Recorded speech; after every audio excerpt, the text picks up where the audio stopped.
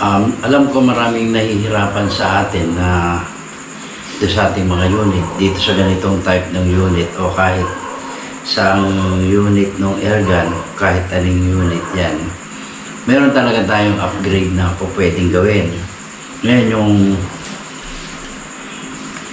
yung upgrade na gagawin natin dito sa airgun na to, sa patataasin natin yung kanyang FPS, yung kanyang power. Mas malakas ito compare dun sa ibang mga PCP na galing din ng Indonesia, kagaya ng mga buo yung receiver, kasi mga tactical din sila. Kaya pwede nyo nang tanggalin to.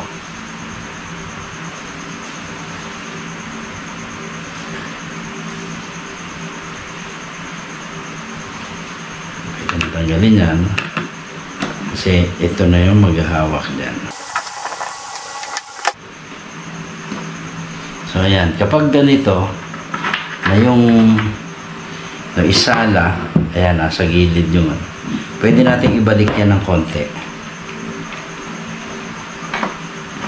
So yung allen wrench natin dito. Ito na rin yung nakalagay sa kanya. Nung tinesting ko ito mismo, inulit ko lang, ibinalik ko yung dating setup niya para masigit ninyong makita. So ngayon, since nakalagay na yan, pwede na natin ilagay ito. Ito yung isa sa mga upgrade. Malaki na yung tank niya.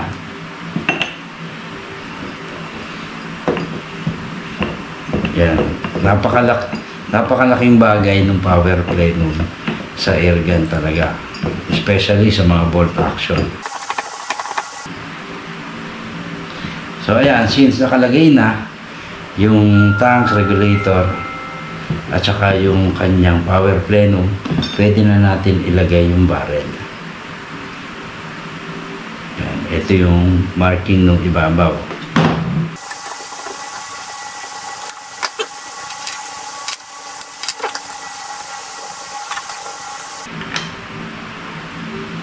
Since ito yung original, ito na yung upgrade setup, pwede na natin ilagay ito. Pwede na natin higpitan dito. Yan. Ngayon, susunod natin dito, nasa inyo na lang kung ibabalik nyo to para medyo maganda siyang tingnan.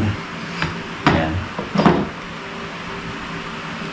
So, medyo kailangan natin ibalik ng konting regulator.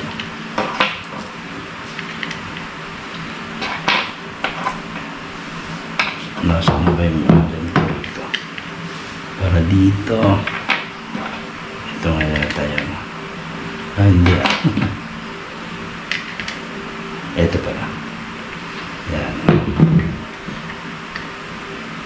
Na-i-set ng ganyan kapag ganyan lang. Yan. So, pahigpit. Pag hindi nyo na itama, pwede nyo galawin ng konti. Yan po ay proven na natin kasi nakita nyo no, tinesting na natin to. May video tayo nyan. Nasa inyo na rin kung ibabalik nyo to. Dito, in this case, gupit ako dito. Tapos since malaki na yung tank niya, ito ay sakto lang siya para dito sa tank na to. Ayan, dati nilagari ko na lang dito. Ayan, nilagari na lang yan. Tapos dito, naglagari din ako kasi tatapat siya dito. Ito ay optional kung gusto nyo pang ibalik kasi para may cover yung inyong tank. Ayan, itatali nyo na lang yan. Yan, so ganyan yung ginawa ko dyan. Tapos, ginawan ko rin siya ng barrel band. Yan, ito yung barrel band niya.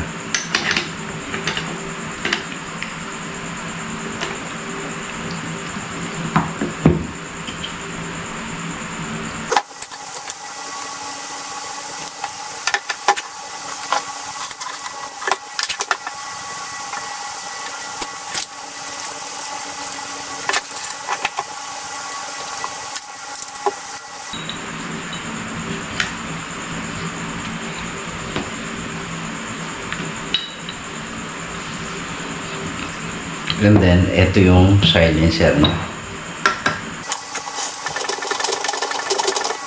Next lang natin dito is yung nakalagay na camo tape. Yun na, ang trabaho lang po nun is hawakan lang to para nakakover siya sa tank. Yan. Yan. Kaya may gupit din siya rito para magkasya yung. Tapos dito, yun yung ginawa natin. Nilagyan kasi sayang naman to kung hindi magagamit. Tapos dito, yan siya. So ito na po yung kabuuan. Lalagyan nyo na ng scope ng silencer.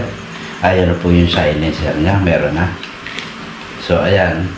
Hindi ko na ikakabit ito kasi mamaya na. Iti-testing natin kung okay na yun. So yun. So ayan.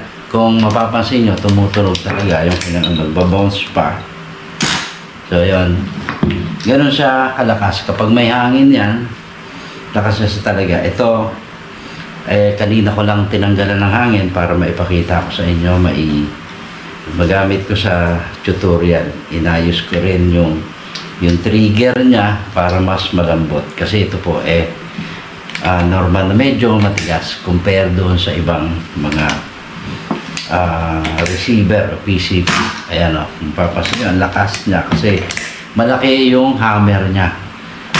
So meron ka talagang magagawa para pataasin yung FPS niyan. So ayan, tapos na po yung ginawa natin. Hopefully, kung may mga tanong po kayo, i-comment nyo lang po para masagot ko yung inyong mga tanong. Ito, pinalitan ko na. So full full groove siya, kaya hindi ko ginagamit sa slug. Kaya nandyan lang siya. Adjustment. Kung kailangan mo pang pataasin yung FPS niya kasi nagpalit ka ng barrel, gagamit ka ng slug, yun, po pwede nyo pong i-adjust dito. So dito na lang kasi okay na dito. Malaki na yung tank niya. Pwede nyo pang lagyan siya ng mas malaki pang tank. May allowance pa siya. Pero yung iba, mga ginawa na iba, hindi, instead na naglagay pa sila ng offset para ang ilalagay nila yung mas malaking tangke na talaga. So pwede na nila yung isang ganito na ginawa ko nung una, CF tank yung nakalagay sa kanya. Kaya mas malaki, mas mataas yung hangin, mas maraming hangin yung nailalagay, tapos mas magaan. So hanggang dito na lang po. Maraming salamat sa inyo lahat. Sana nakatulong yung video na ito para doon sa may mga unit na ganito at maging doon sa ibang unit. Mag-message lang po kayo sa akin kung meron kayong mga tanong na gustong itanong para mas maipaliwanag ko sa inyo kung ano yung mas magandang gagawin, lalo na kung ibang klase yung unit.